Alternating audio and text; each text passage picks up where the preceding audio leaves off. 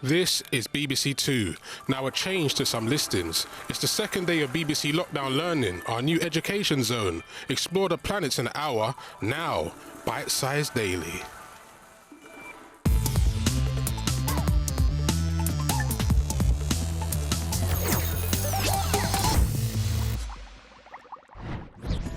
Good morning, you awesome 11 and 12-year-olds. I'm Chris Johnson, and this is Science Week on Bitesize Daily.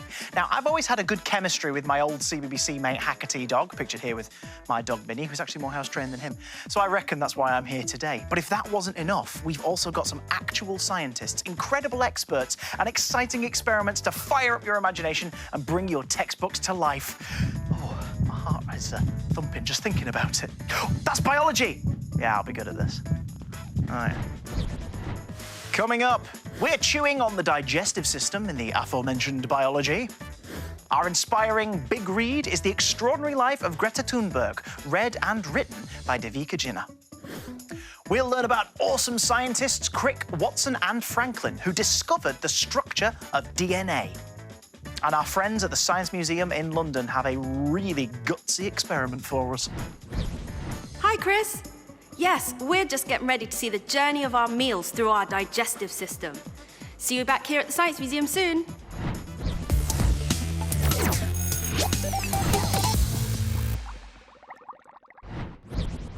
Well, that's given me butterflies in my stomach. Not literally, that would be disgusting. But it does lead us nicely onto our first subject, biology. Today we are tracking what happens from here to here and all the way to the grand exit. All right, come on, that wasn't me. That was a sound effect. I'm talking about digestion, of course. Before we continue, here's some info for you to digest. Don't. Digestion and nutrients. Think of your digestive system as taking the food you eat on a long train journey from your mouth to your anus. As soon as you start chewing, enzymes in your saliva start breaking down the food. When food arrives in your stomach, the enzymes work on releasing nutrients, while digestive acid destroys microorganisms in the food. In the small intestine, nutrients are absorbed into the blood. Then in the large intestine, water is absorbed into the blood. Nutrients, vitamins and minerals move around the body in the bloodstream to where they are needed most, to keep the body healthy and strong. Bon voyage!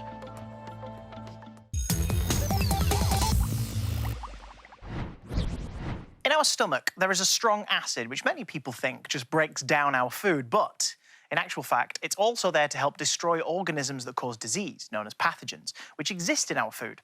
And if these pathogens are not destroyed, they can infect our digestive system. Here to demonstrate how acid in the stomach works, I'm joined by a special guest from the Science and Industry Museum in Manchester. It's science communicator extraordinaire, Maxwell. Now, I understand you have a cracking experiment for us. Not so much cracking, but bouncy, Chris. Today we're going to do an activity called naked eggs. We will need an egg, vinegar, and a container. First thing we need to do is gently place the egg in the container and then cover it with vinegar. Oh, it's swimming. Look closely at the egg and you'll be able to see it is covered in tiny bubbles. The bubbles are carbon dioxide. The acetic acid in the vinegar reacts with the calcium carbonate in the eggshell to make carbon dioxide gas. Right. Now what happens? Well, next we're going to have to wait about 48 hours. Oh. Yeah, one problem, I didn't bring my PJs. Don't worry, we're in luck. I have an example here which I started about 2 days ago. Oh, good. You had me for a minute there. You can now take a look at the egg and give it a gentle rub. You'll see that the eggshell just comes away. Look at that. Naked egg. Remember, it is still a raw egg, so be careful when you do this. We know the acetic acid in the vinegar reacted with the calcium carbonate in the eggshell to create carbon dioxide. This way, the vinegar has actually removed the hard shell of the egg and we are left with the thin egg membrane. The egg membrane is still pretty strong, which means we can do this. Whoa, it bounced! Exactly, but it's still only a thin membrane, so if I drop it high enough, it will burst. Whoa! Well, I've never seen that happen before.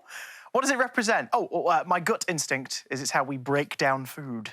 In our digestive system, rather than vinegar to break down our food, we have digestive enzymes. These enzymes break down our food into smaller molecules that the body can use. We also have millions of bacteria that help with the breakdown of food too. Well, how can we take this one step further at home? You can try repeating this experiment by soaking eggs in different types of vinegar, like apple cider vinegar, or even different acids like cola, and see if you can get the same result. Nice. Give it a go. But watch out, as vinegar can be pretty smelly. Make sure you don't eat the raw eggs too. No, your body would not like that. But if you're hungry for more biology, feast your eyes on the BBC Bitesize website. Splat.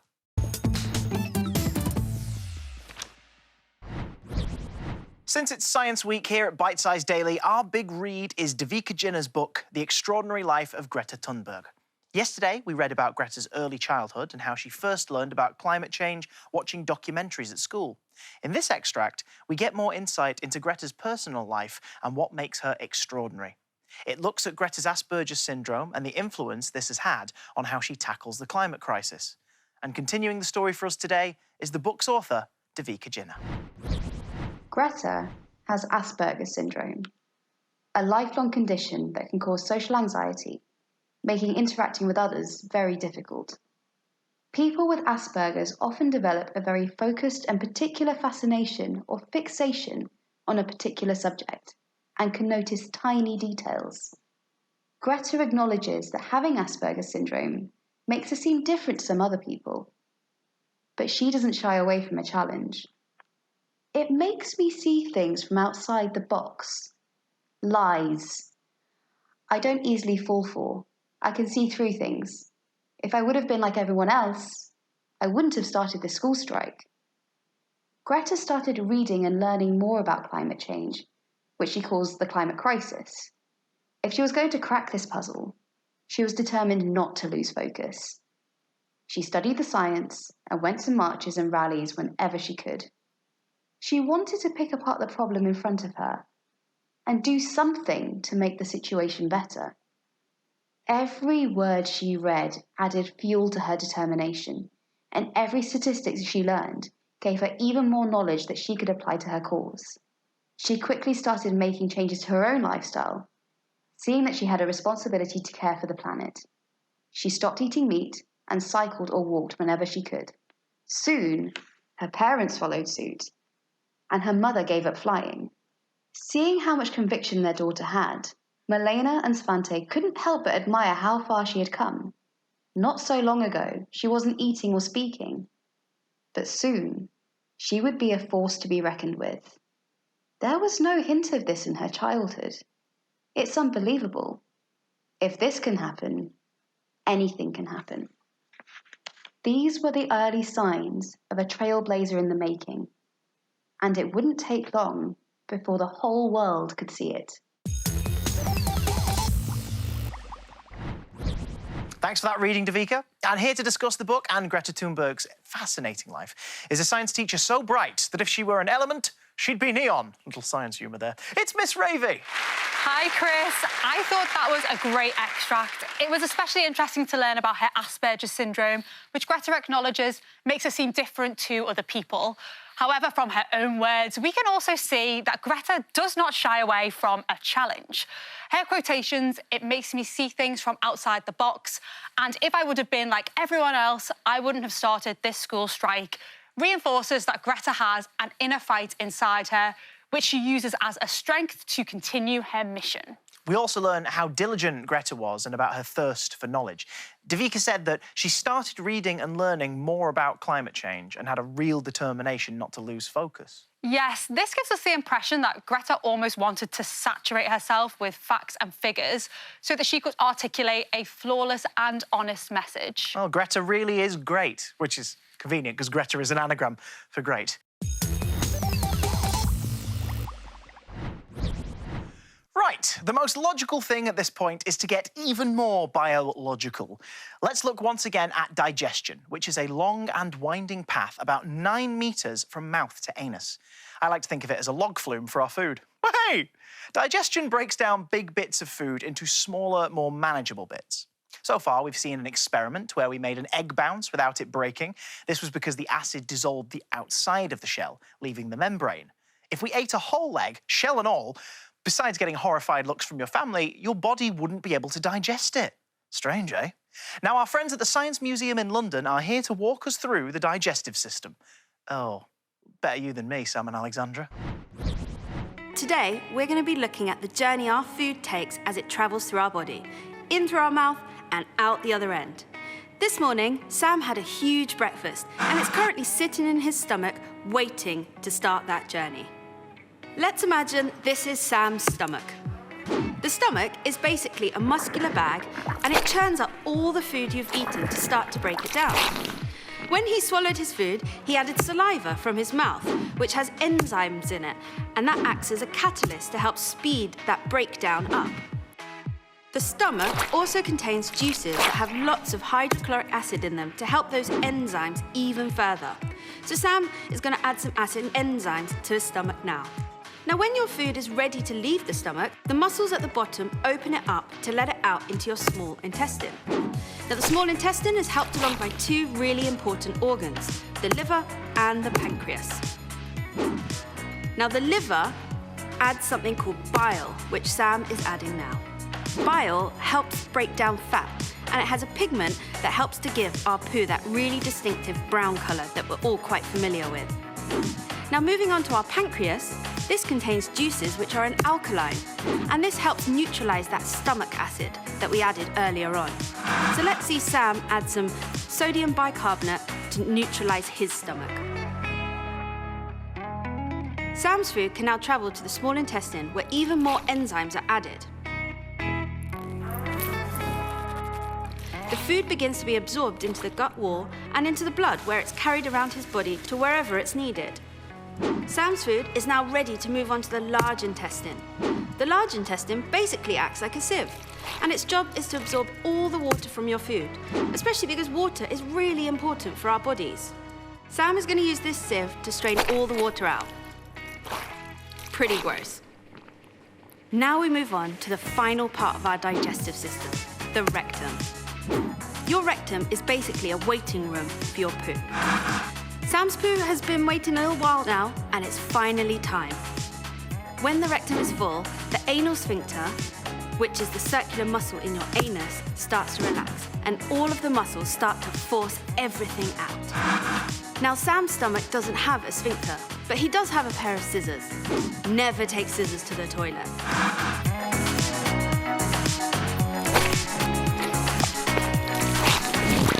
Ah, that's better.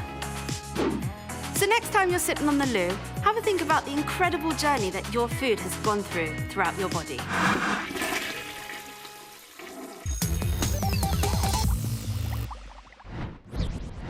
I hope you enjoyed your breakfast, because that's where it goes afterwards. Now, welcome back someone who's agreed to stay with us, at least until her taxi turns up. It's splendid science teacher, Miss Ravy.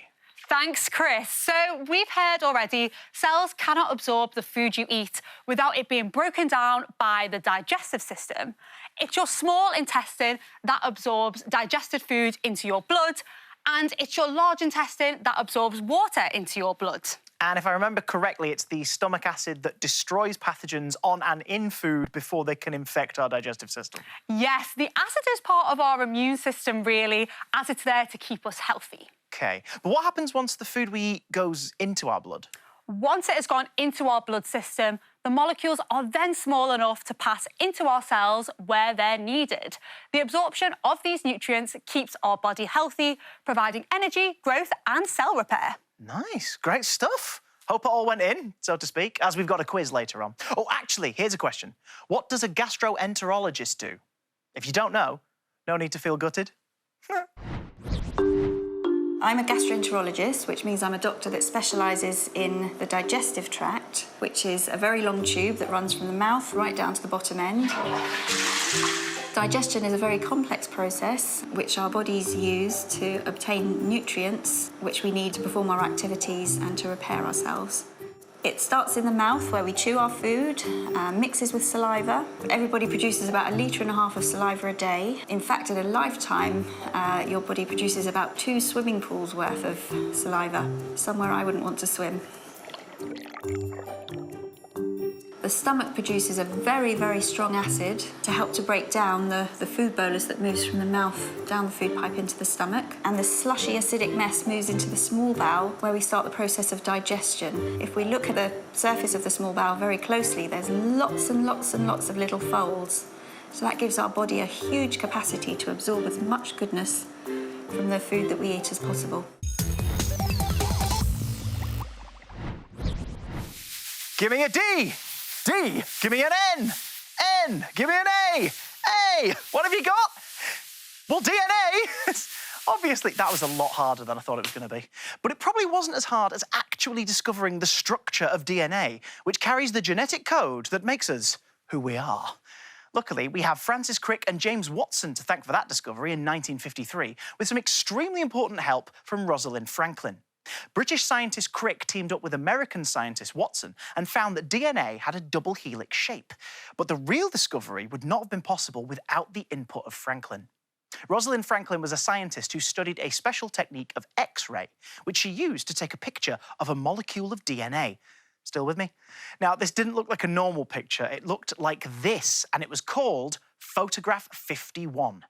There is DNA in the nucleus of every cell in our body, and all living things have the same double helix structure, but we can't see it with just our eyes. That's why Franklin was experimenting with new techniques. Discovering the structure of DNA was a big breakthrough. Before this, we didn't really understand how genetic information, our genetic code, was passed on from parents to children. So let's get to know Franklin a bit better, okay? Or should I say KO? Born in 1920, Franklin was an English chemist and a key player in the scientific world. She famously used X-rays to show the double helix shape of DNA. But that's not all what makes her great. Franklin helped us understand the structure of coal by how much energy it could release. Her research during World War II led to accurate categorization for coal, for fuel, and many other useful tools, such as how it can be used in the filters of gas masks. So it was important work. Franklin died when she was only 37. And because she wasn't around, a lot of the credit for her work was given to other scientists. But in her time, she was a total science badass.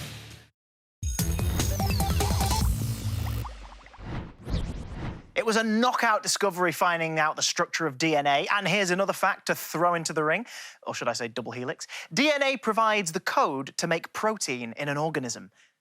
Protein, why does that sound familiar? Oh yeah, we eat proteins, like pulses and eggs, leading us back to digestion. We've consumed a lot of facts today, but the question is, how much have you retained? Well, there's only one way to find out, isn't there? With the bite-sized daily biology-based Science Week quiz, of course. Catchy title. Here we go. First up, where does digestion start? Oh. Is it A, mouth, B, stomach, or C, small intestine? It's A, the mouth. Correct. Yes. All right. Come on, no fooling us. Bring on the next one. What organ follows the stomach in the digestive system? Is it A, the large intestine, B, the esophagus, or C, the small intestine? It is C, small intestine. Correct! Yes, I'm on a roll. All right, come on, bring on the last question. Let's do this. What is mainly absorbed in the large intestine? Is it A, water, B, digested food, or C, fibre? Water. Correct! Seriously? Yes! Oh, that's a hat trick, people! Well done, Chris. Oh, I'm pleased. See, I'm not normally good at intestine. I'm not good at Now, if, like me, you're thinking that you need more time to digest all of today's info, head over to the BBC Bitesize website, where there's loads more science and other topics too. Intestine, it was... I did the whole thing as a lead-in for... Do you know what? Never mind.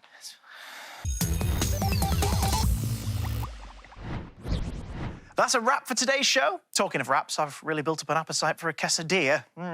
If that's got you hungry for more, you can find plenty of Bitesize Daily on BBC iPlayer. Just search Bitesize. And if you need help keeping your studying fresh and fun, I'll leave you with our very own Katie Thistleton, who gets another hack from brilliant YouTuber Jack Edwards.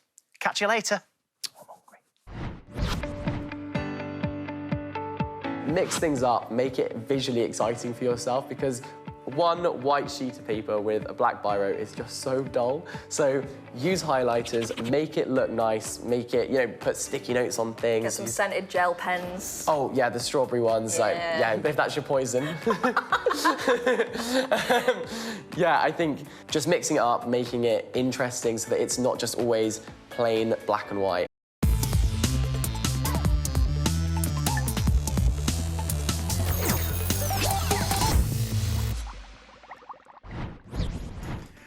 Morning to all you awesome 12 and 13-year-olds out there. I'm Chris Johnson and welcome to Bitesize Daily, the place where you can come for the very best help with your schoolwork.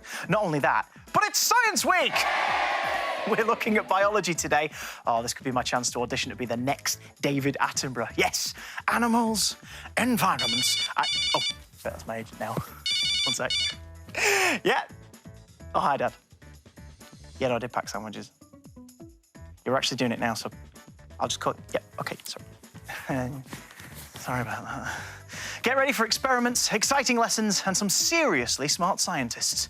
Here's what's coming up. We're getting our heads around adaptation in biology. The frankly wonderful big read is The Sky at Night, the Book of the Moon, written and read by Dr. Maggie Adair-Pocock. We'll learn about the amazing scientists Crick and Watson, who discovered the structure of DNA with help from Franklin. And we've a cool demo with a camera that's so hot right now, direct from the Science Museum in London. Hey, Chris. We're here at the Science Museum getting ready to use our thermal imaging camera to show how our body reacts to heat. See you here soon.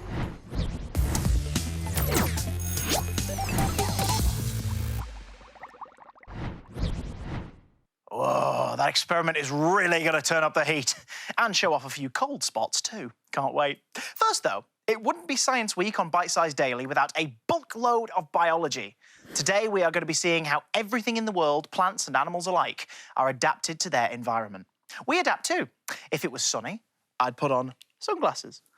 And if it was cold, I'd put on a hat. And if I heard a bear approaching, I'd run. Let's see how other animals adapt. Animal adaptations. Adaptations help animals survive in their environment, such as eyesight, hearing, body shape, and camouflage. A polar bear's thick layer of fat and fur protects against freezing temperatures, and their white coat is perfect camouflage for avoiding enemy bears and hunting their prey. African elephants have large ears, which help them to lose body heat in their hot climate. And camels store fat inside their humps, which keeps them nourished when food is scarce in the desert. The animal kingdom is full of many incredible and effective adaptations.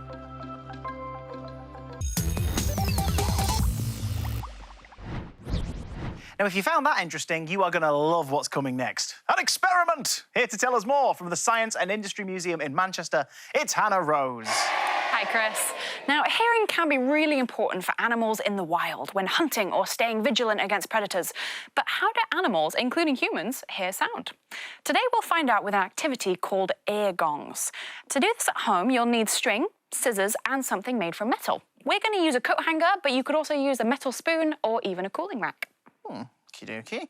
So looks like I've got everything here. What do I do now? Well, we've cut a 50-centimetre length of string, about an arm's length, and tied it to a corner of the coat hanger.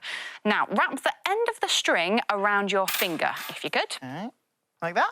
Perfect. All right. Then, gently put your finger in your ear. Oh, OK. There we go. Careful not to push too hard. Of course. Lovely. So now lean forward so that the coat hanger hangs down without resting on anything. OK. Then tap it with your spoon to make it vibrate. Oh, all right. Can't imagine how this looks. Let's see how it sounds. Oh! What did you hear? It's like a church bell. That was really loud. It was like a big gong noise. Oh, wow, why did that happen? Well, we hear sounds when the sound waves from a vibrating object reach our ears. The vibrating coat hanger creates vibrations in the air, but they're kind of hard to hear. But when you put your finger in your ear, the vibration travels up through the string, through your finger, and straight into your ear. Much less sound is lost, so you hear it very clearly. Do you know what? That makes sense, especially when I do this. Yep, there it is again. That's amazing. Now, did you know that you can hear sounds with more than just your ears? If you bite down on a spoon and very carefully tap it with another spoon, vibrations will travel from the spoon into your teeth and jaw, then through the bones of your skull to your ear. Have a go, Chris. I'm going to have to try this. I have 2 spoons for the occasion. So, bite down on 1 spoon. Ooh.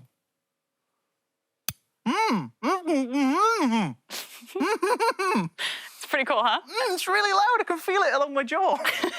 Well, that's actually similar to how snakes hear. Snakes don't have external ears, so they can't hear sounds the way we do. Instead, they pick up vibrations through their jawbone, which travel through their bones to their inner ear. Us humans can do the same thing with technology, such as bone-conducting headphones. These transmit the vibrations to your cheekbones, leaving your ears uncovered to hear your surroundings. That is all very clever. Thank you so much, Hannah Rose.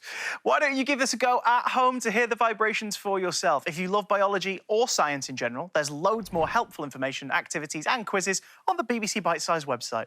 Oh, go on, one more time. That is proper weird.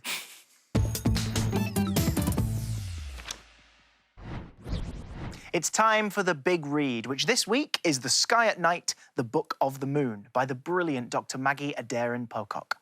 Yesterday, we heard how Dr. Maggie fell in love with the moon as a child. Today, she tells us about how the moon got named. Oh, if I had a chance to name it, I probably would have called it Cheese Circle. It's probably best I didn't, though. Here with the actual facts is Dr. Maggie Adair-Pocock. Cheese Circle. Why is the moon called the moon? It seems like an odd question. What else would it be called? In the past, our partner through the solar system has had a number of different names. To the Romans, it was Luna, or Lunar in English. She was the goddess that personified the moon, and it's a term that is still in use today. The Greek version, Selena, was the name of their moon goddess. You still hear it around as a girl's name, although it's less associated with the moon these days. It may come as a surprise, but giving the moon its official name was actually one of the first things done by the International Astronomical Union, the IAU, when it came into existence in 1919.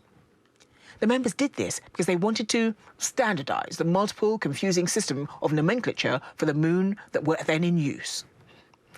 The reasons why they went for the somewhat basic moon, rather than something more exotic, was because the name had already been around and in use for millennia, and in many different languages. Given that the IAU was a newly formed organisation, it probably seemed a good idea not to rock the boat too much on its first outing. But of course, it's a slightly confusing choice, because ours is not the only moon. In the past, we've looked out into the solar system. We've realised that there were many planets with moons orbiting them. In fact, we're still discovering more moons out there as we explore further into space. Although they are all fundamentally just called moons, we've come up with more interesting naming systems for these satellites, often related to the name of the planet which they orbit. For the planet Mars, named after the Roman god of war, things were kept simple. It only has 2 moons, so they're named Deimos and Phobos, the sons of the Greek equivalent to the god of war, Ares. The planet Saturn, named after the Roman god of agriculture, has many varied moons. To date, 62 have been confirmed, but only 53 have been named. The Greek theme continued here, with the moons being given names after Greek mythological figures. But by the time the moons were spotted around Uranus, the classical naming system had been dropped, and characters from Shakespeare's plays and poems by Alexander Pope were chosen instead.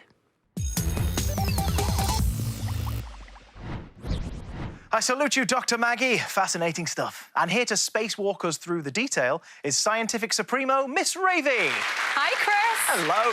Now, I think Dr. Maggie does such a great job of making the scientific information easy to understand. I agree. She has a very chatty, relatable style. For example, she uses a question within her own explanation when she says, "It seems like an odd question. What else would it be called?" She also referenced the organisation that got to name the moon, the International Astronomical Union. Well remembered. The IAU gave the moon its official name in 1919. Dr. Maggie explains that this was done to standardise the multiple confusing systems for the moon that were in use. It's so strange to think that the moon was only officially named just over 100 years ago. Well, Dr. Maggie does say that the moon had actually been known by its name for years and years and across many languages. The way she says the IAU did not want to rock the boat too much on its first outing, again shows Dr. Maggie's very genuine and realistic approach to life. Oh, well, you could say that Dr. Maggie is very down to earth. We'll be hearing from The Sky at Night, the Book of the Moon, again tomorrow. And if you'd like to read ahead or discover more about the moon, then check out your local library online for loads of different ebooks and audiobooks. You can also find out more about this book and others that we've read in the Big Read on the Bitesize website. Search Bitesize Daily Lessons. Today's big experiment is an awesome one. It's easily one of my top 20 favourite superpowers. Heat vision! Ah! I'm using it to heat my tea up right now. Sorry, what?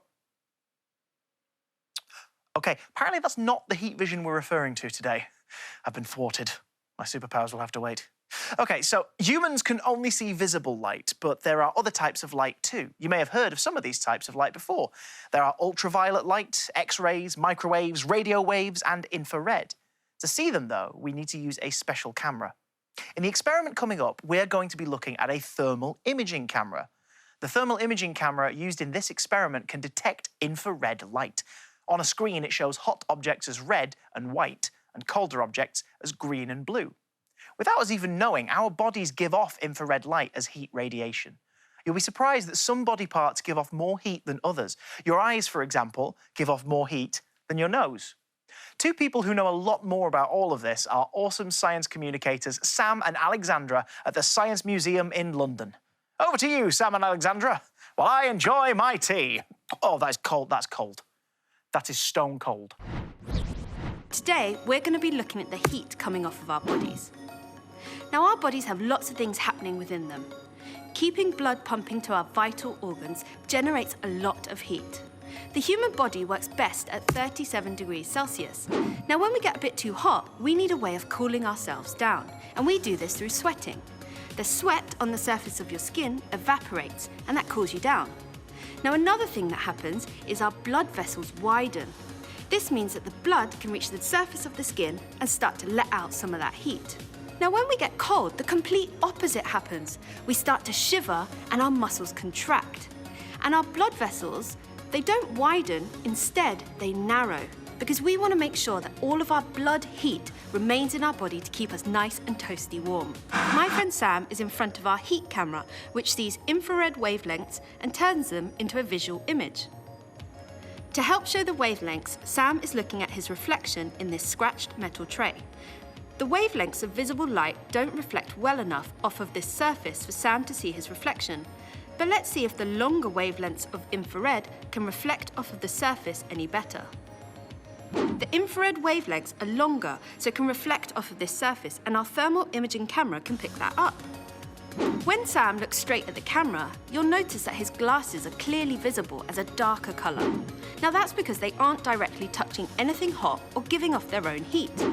His top, however, is touching his skin, so you'll see different colours as the heat released through Sam's skin transfers to his clothes. You may have seen people being rescued or after doing lots of physical exercise like running a marathon have a foil blanket put over them. This is to try and stabilise their internal temperature after all that running, because their body will try to quickly cool down. If Sam holds up this bin bag, it shows visible light can't get through it, but thermal energy can. This foil blanket, however, does not let thermal energy or visible light through, so we know that it's a good insulator and will help our body not lose too much heat too quickly. So using our thermal imaging camera here at the Science Museum, it allows us to see the incredible ways our body keeps us working.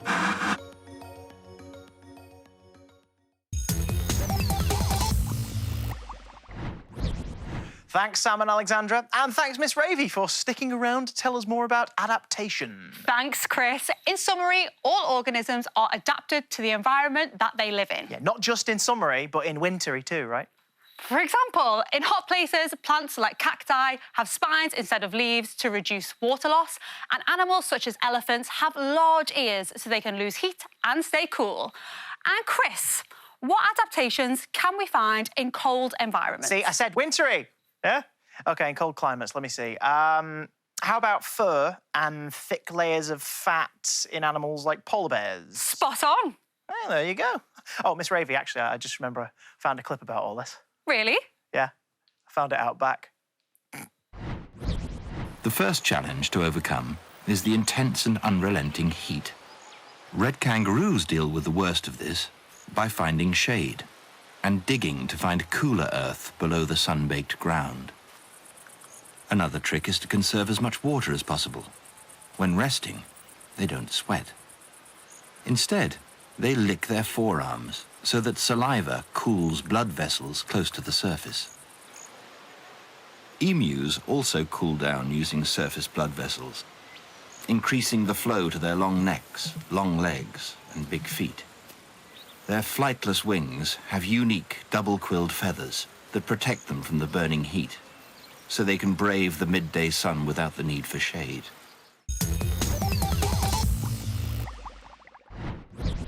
Let me introduce you to Crick, Watson and Franklin. No, they're not some obscure pop group from the 50s you've never heard of, but if they were, they'd be called DNA. Because with the help of Franklin, Crick and Watson discovered the shape of DNA. Let's see how. It's here in Cambridge that Francis Crick and James Watson discovered the structure. And it came from a branch of physics called X-ray crystallography. This is... Don't know about DNA, more like DN-yay, because that was awesome. And here's something just as awesome. Miss Ravy is back. What have you got for us, Miss? A bite-sized daily quiz. The time has come to put all our knowledge of adaptations to the test. Yes, bring it on. Why do camels have humps? Is it A, to store water for long periods of time, B, to store fat without insulating the whole body, or C, to shade the back of their head while walking in the desert during the day?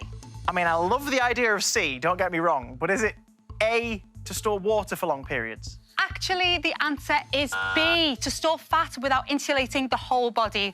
It was a tricky one, as we hadn't mentioned it. Ah, well, that's given me the hump. OK, next. This one we have talked about.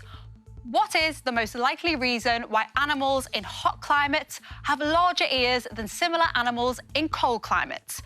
Is it A, it's more difficult to hear in hot air, B, big ears lose heat quickly, or C, big ears lose heat slowly? Is it B? You're right. The answer was B. Big ears lose heat quickly, while small ears lose heat slowly. All right, yeah. Check out my victory dance. Woo! It's how I've adapted to show that I'm happy. Thanks, Miss Ravy. Happy. I'll do it.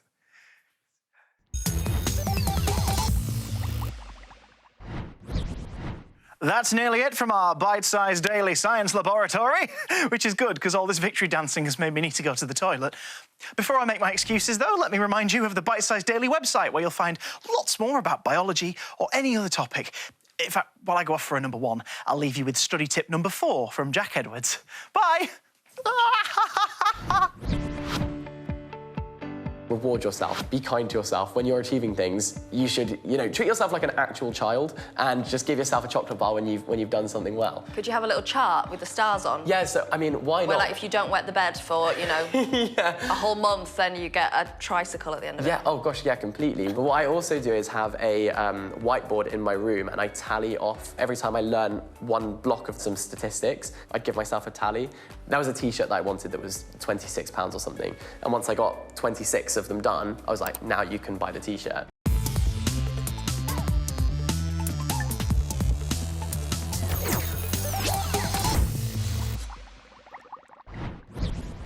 I'm Chris Johnson, this is Bitesize Daily, and welcome back to Science Week, all you 13 to 14-year-olds. I know I'm new to Bitesize Daily, but I think it's going really well so far. It's not like this is rocket science, unless we are doing rocket science. I'm not ready for rocket science. Seriously, I don't... Wait, sorry, what? Oh, it's biology. OK, phew, I can do that one. Oh, my pulse is racing. Coming up, in biology, it's about food and energy. We also get gooey with snot. That's snot a joke. The Big Read continues with Seize the Moment, the autobiography of the UK's first astronaut, Helen Sharman, read by Helen Sharman herself. Our awesome scientists of the day are Crick, Watson and Franklin, who discovered DNA. And it's over to the Science Museum in London for another enlightening experiment. Hi, Chris. Yes, we're getting ready to show how your body can transfer enough energy to power a light bulb. See you back here at the Science Museum soon.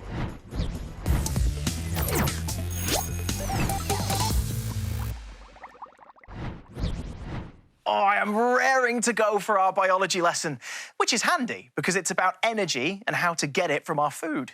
Energy is measured in joules or kilojoules. 1 kilojoule is the same as 1,000 joules.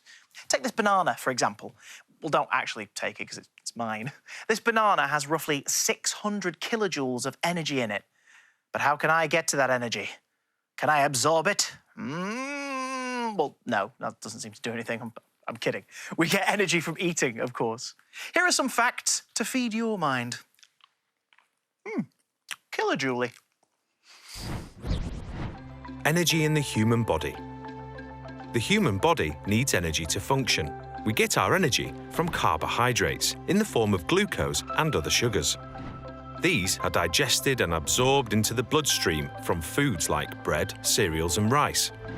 Glucose is used as energy for immediate tasks, and any unused glucose is converted into glycogen and stored in the muscles and liver for future use.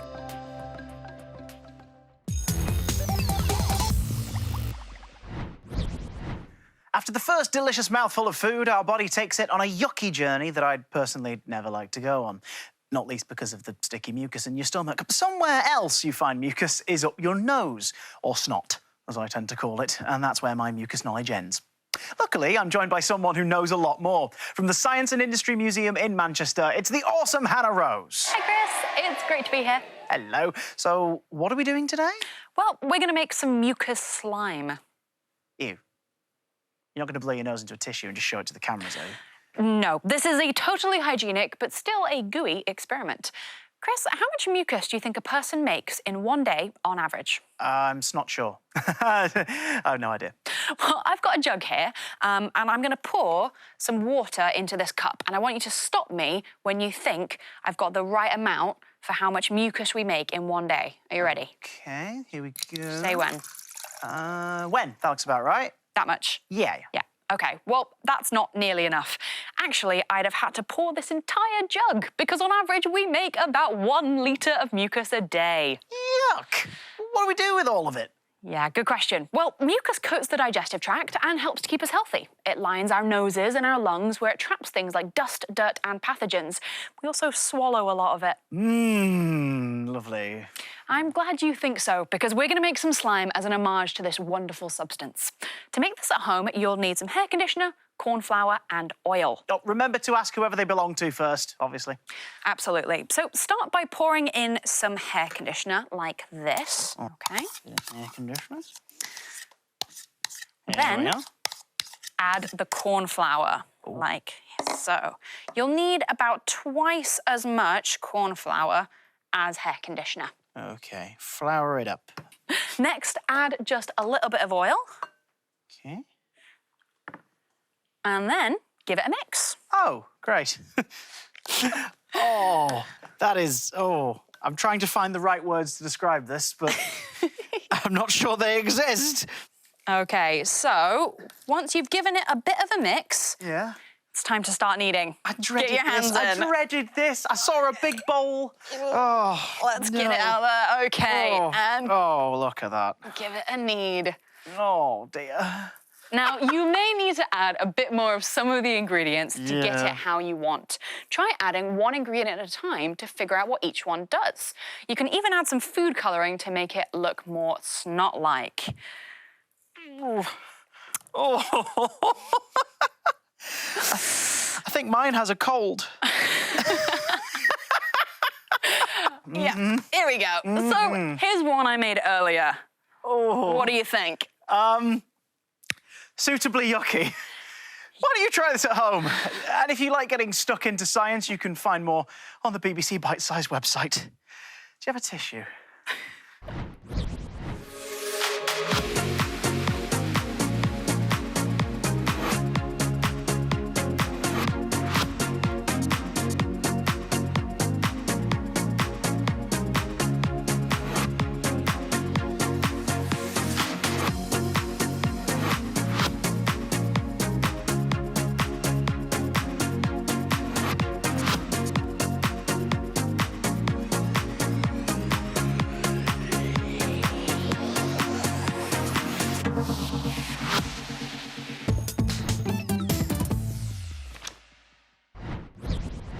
It's Big Read O'Clock, my favourite time. Today we are continuing a space adventure that even Doctor Who would be impressed by. We're following the space trip of the first ever British astronaut, Helen Sharman, from her autobiography, Seize the Moment. At this stage in the reading, Helen and her two colleagues, Sergei and Tolya, have taken off and are at a pivotal moment on their journey into space. Strap yourselves in, as Helen describes the exhilarating moment herself. The craft was rotating and the view turned away from me. Then it was Sergei's turn to see. Poor Tolya could only glimpse it. Sergei said, "It's snowing up here. The ice is breaking off." In the sunlight, in the vacuum outside my window, I too could see that chunks of ice were breaking away from the body of the rocket. If we'd been in the atmosphere, they would have been whipped out of our sight before we saw them. But here they spun away from the craft, and we only left them behind because we were still accelerating. The second stage separated after 288 seconds.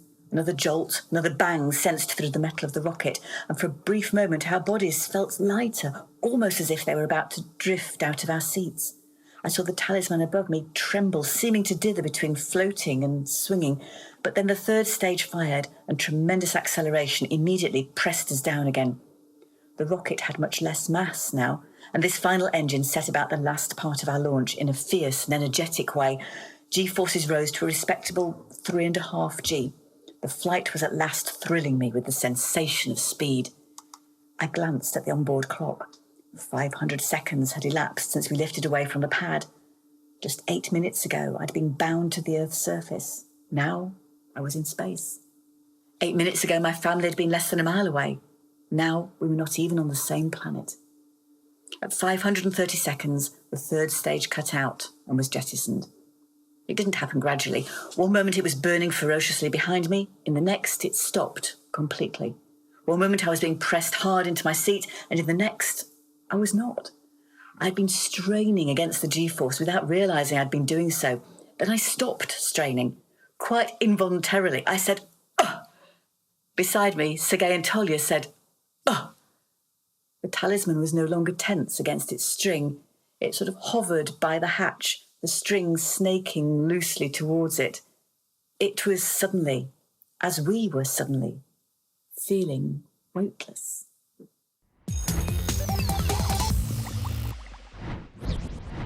Whoa, that sounds so scary. I'd be a little worried if I looked outside a spacecraft and saw ice breaking off. Well, here to help us break down the extract is the marvellous Miss Ravy. Thanks, Chris. You're right, it sounds scary, but you need to remember Helen had trained extensively for this.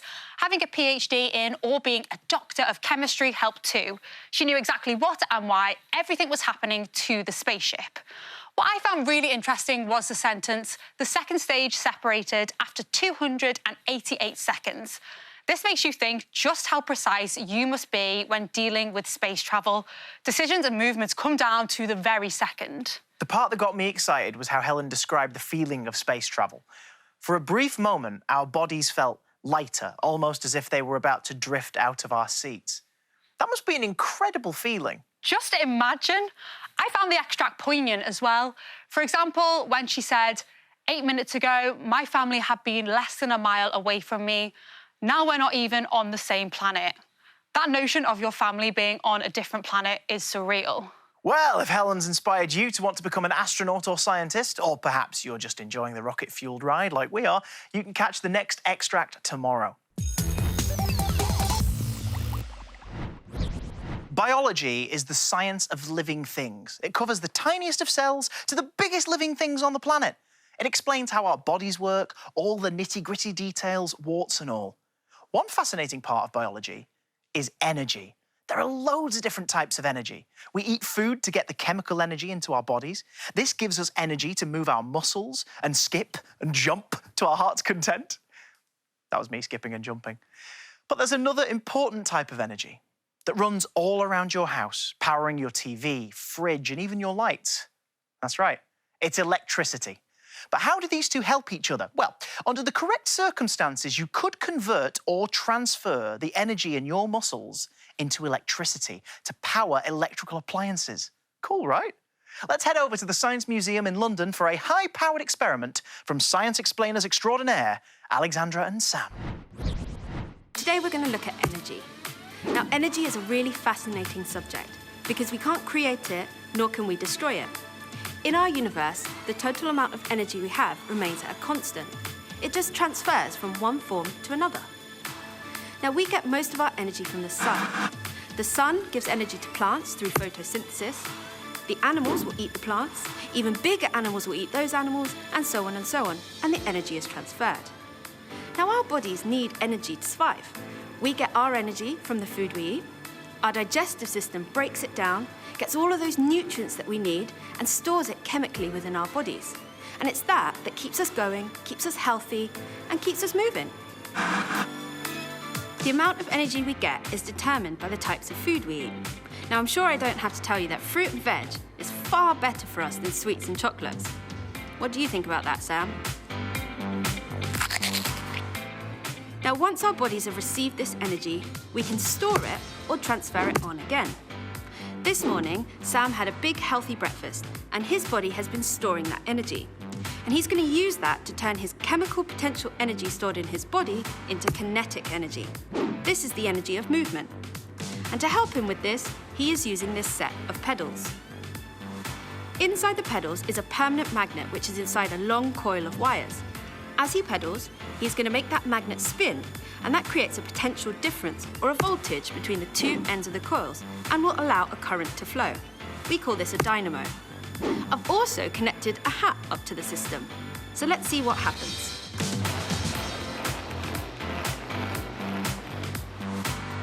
Wow, so the hat lit up. And that's because Sam used the stored energy in his body to power his muscles in his legs. And it's this transfer of energy that's super important to us because it keeps us going, from a little walk to becoming some of the top athletes in the world.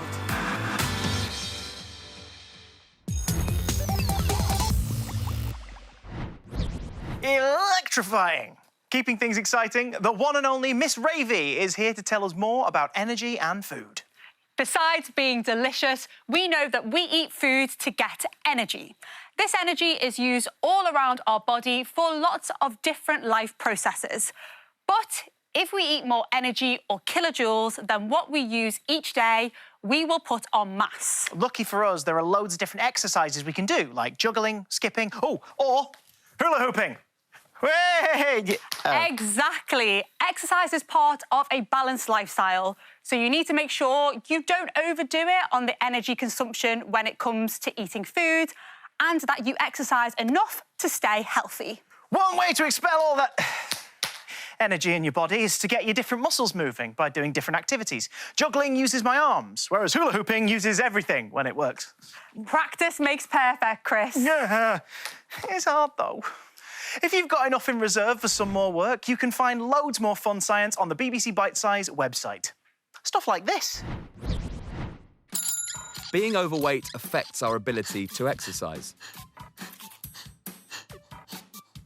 Energy intake, meaning how much energy we get from our food, should match energy output, which is the amount of energy we use up through daily activity. This is known as energy balance. If our intake of calories from food and drinks exceeds our energy output, we gain weight. If our energy output exceeds intake, we lose weight.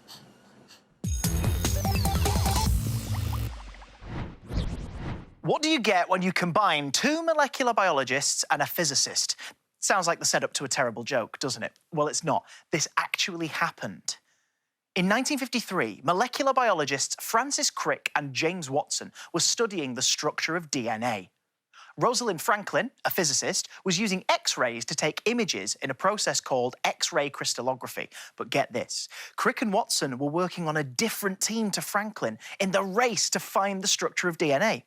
Franklin took a molecule of DNA and made an X-ray diffraction image called photograph 51.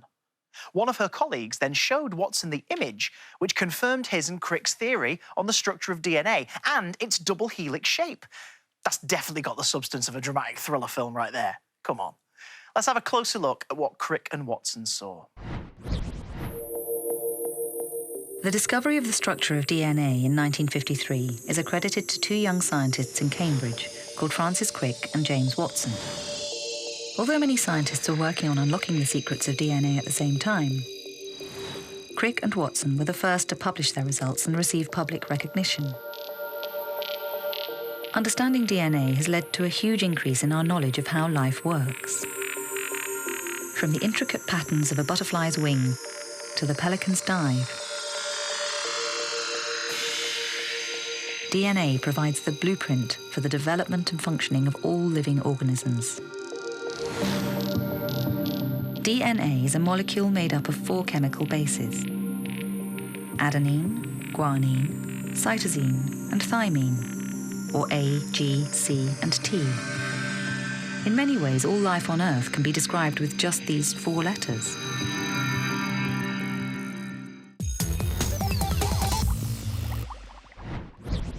That's almost it for today. There is just one thing left to do. Time to put on my recap cap for a quick quiz.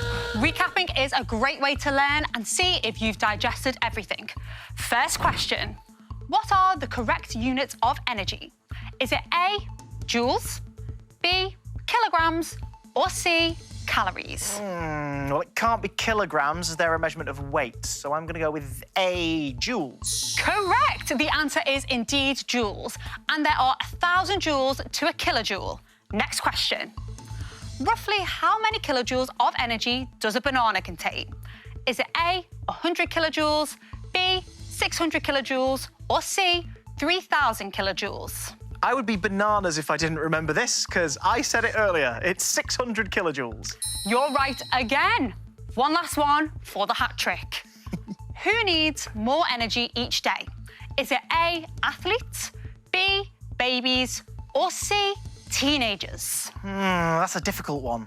Because athletes must do lots of exercise, but babies and teenagers are both growing, so I reckon the exercise uses up more energy. So the answer is A, athletes? Exactly, Chris. Athletes burn thousands of calories doing exercise and so need lots of energy. You win a cheer! I want a cheer. That's it.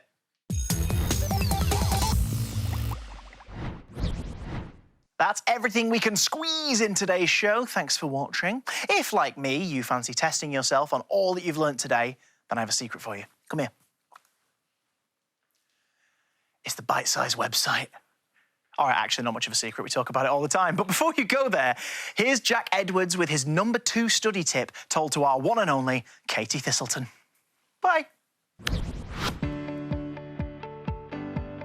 Now, just saying, just use flashcards is all well and good, but kind of finding the one that works for you is really, really important. So one thing that I like to do is it's sort of for memorizing like widgets of information. It all starts out as one set, and it starts out as revise these every single day. And then if I get them right, they go into the next pile, which would be, say, every other day, and then every week. And eventually it kind of builds up. If you get it wrong, it goes all the way back to the beginning, so that basically what you're doing is every single day you're focusing on the stuff that you aren't getting and it isn't stuck in here.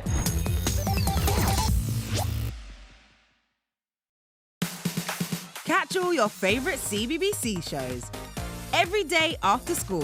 What are you doing? Join in the fun at 5 o'clock, when you can catch up with your favourite faces every weekday. And more! That's all of your faves, and always at 5 o'clock. Time the lab is scarier, scarier, and more dangerous than ever before. So switch on the fun with your faves